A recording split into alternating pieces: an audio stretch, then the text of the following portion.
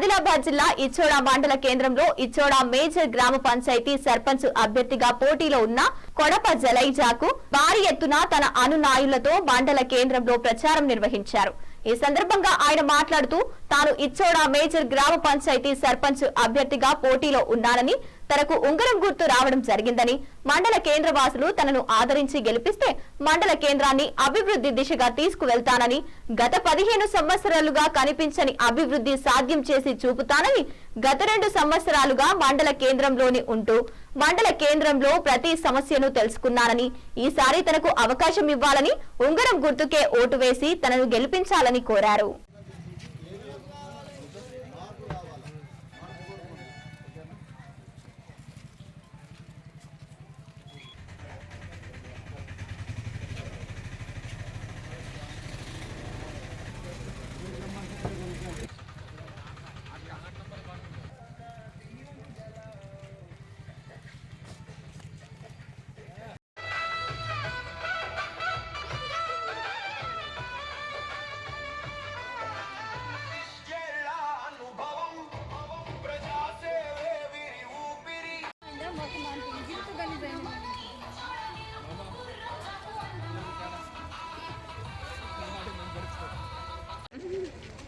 ఇచ్చోడ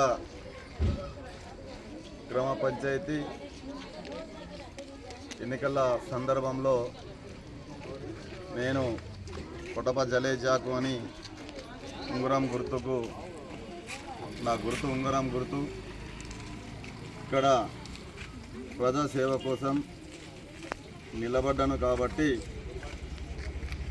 వ్యాపారవేత్తలే కానీ కార్మికులు, కర్షకులు, మైనార్టీ సోదరులు, తర్వాత నా హిందూ సోదరులకు ధన్యవాదాలు చెప్తున్నాను।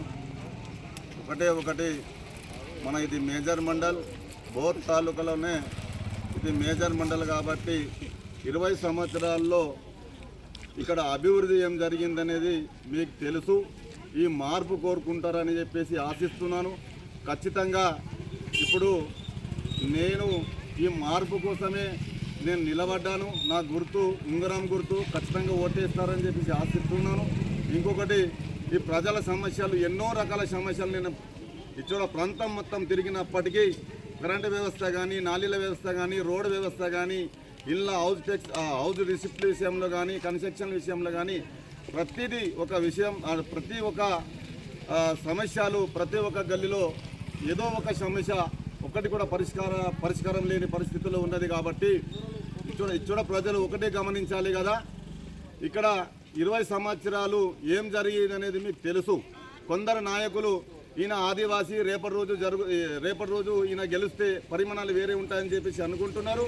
నేను ఇంతకుముందు 2014-15 సంవత్సరంలో గిరిజనేతరుల సంఘం నుంచి నేను పాదయాత్ర చేసినాను।